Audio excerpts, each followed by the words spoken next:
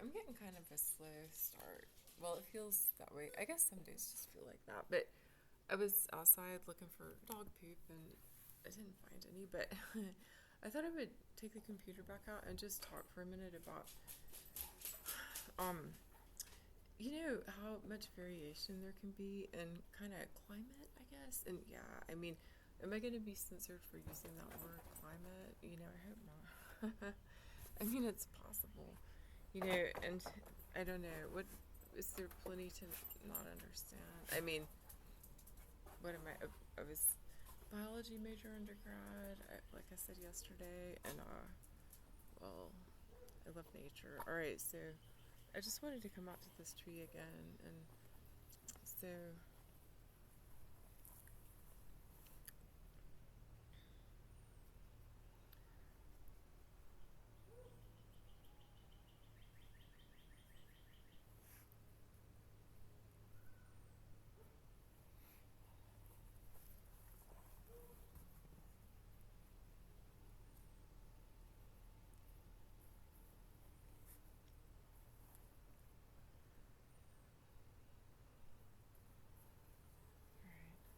all right, and I see a little butterfly now, and I'm gonna try to get pictures of the hibiscus flowers because I know they weren't visible yesterday.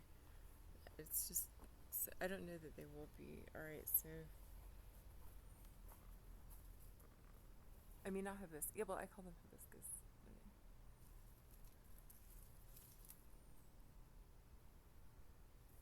All right, so crepe myrtle hasn't started flowering yet, and I don't know if it's a real cool spring, but yeah. So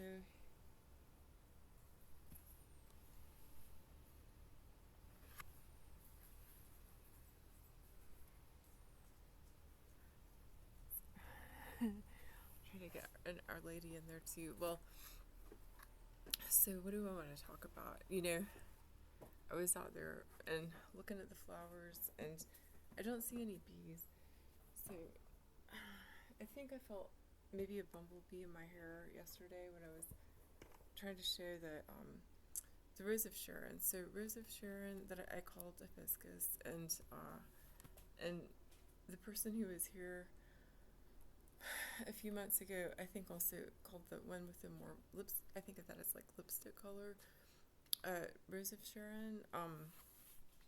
And I thought hibiscus, and I don't know all the names. I think about what we call things sometimes that are different, and a person might say incorrect, but maybe they're maybe in an area people call a plant a plant. There are different names for different plants. I think when people, as long as people kind of eventually understand what's being communicated, maybe that's what's important. If we're talking about something ingestible, perhaps in particular. Okay, so don't. But I thought I would talk. To me, that is a tropical looking tree with a pink and or purplish pink, and I thought about when I moved from the mountains to Augusta and what a really abrupt change that was after I got pushed out and I was living in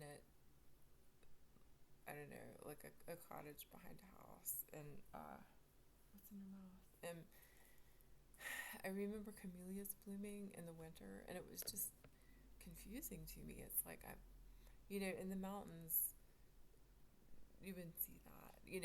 And I was going to talk about sort of tropical, subtropical, and things like that. So, how much experience do I have? Have I traveled a lot? No, but the way I have heard, you know, the the mountains described as subtropical. So the southern Appalachians, subtropical, and rainforest. So subtropical rainforest. All right, and I think about just how much variation there is in a pretty small area. So in Georgia, here I mean it is so nice outside.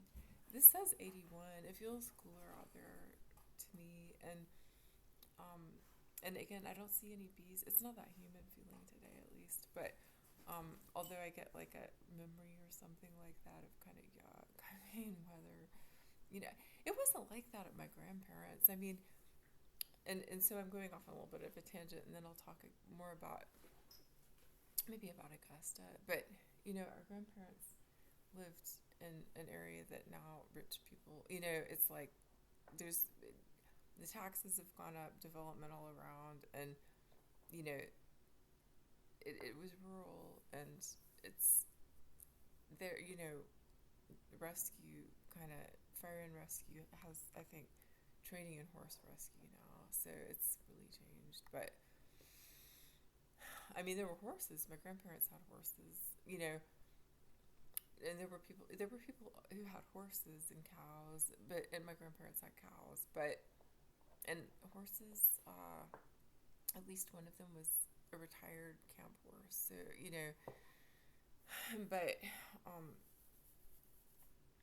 but yeah, they had horses, ponies, and that was Eeyore, the retired camp horse. And one time I tried just jumping on his back. He wasn't real tall, and he kicked, and I landed on my shoulder, and it hurt. But anyway, so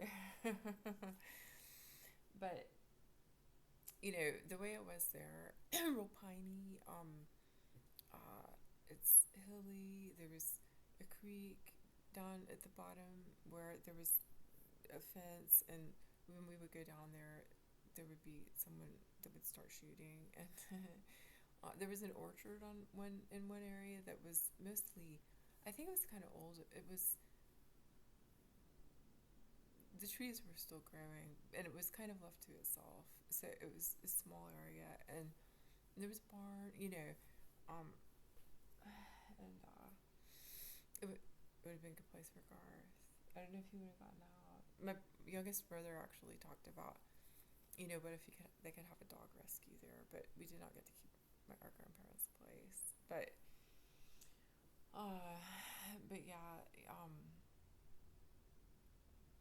but yeah, thinking about flowers and things like that. So that I think of as warmer. I mean, Atlanta weather is kind of strange. It gets cold at times that it doesn't seem like it would, and things like that, and then warm again and stuff like that. But where my grandparents lived, of course, it was a little bit warmer maybe than in the mountains, though it was not completely, it wasn't like Augusta. So, you know, and I'm thinking about flowers that you would see there, as far as, you know, cultivated, is that a word? Maybe there were some roses. There was like a little garden area with some roses, but it was more just whatever was growing. And then my grandparents, with a garden, planting whatever they planted in a garden. So, and then their neighbor across the street growing a lot of tomatoes, but um, but Augusta, when I fled Asheville and I went to Knoxville for less than 2 months, and then to Augusta after I got pushed out, and because I didn't notice it so much before, but it was just strange to me. It's like camellias are blooming in the winter. I mean, it was really, do I want to describe it as culture shock? Because there was culture shock too, but alongside the culture shock, also this sort of climate difference and difference in flora, and it is pretty different, there are people in the mountains that have houses with a lot of cultivated plants and things like that, but that's kind of not how the mountains mostly are, and as far as tropical, I mean, I think in Augusta, there are plants that might be kind of, that sort of blend into that, I just think about the way things kind of vary. Well, I mean, I have a friend in Knoxville where the,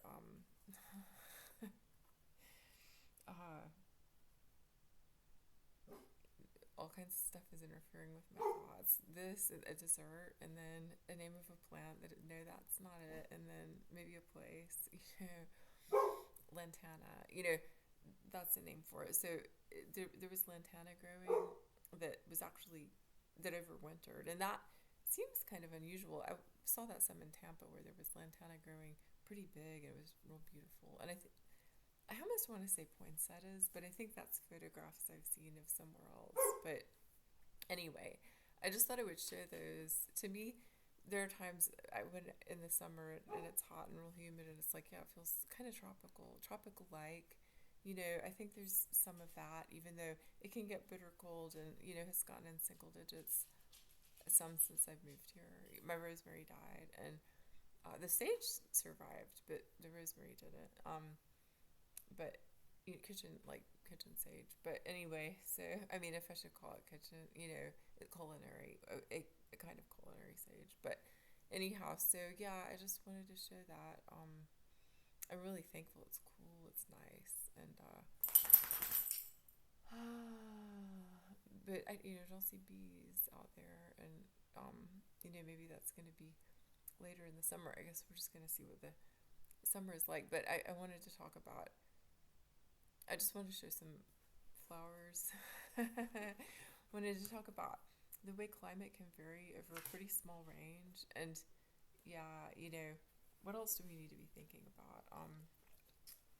Paying attention. How about that? I think that's what Garth might say. Pay attention.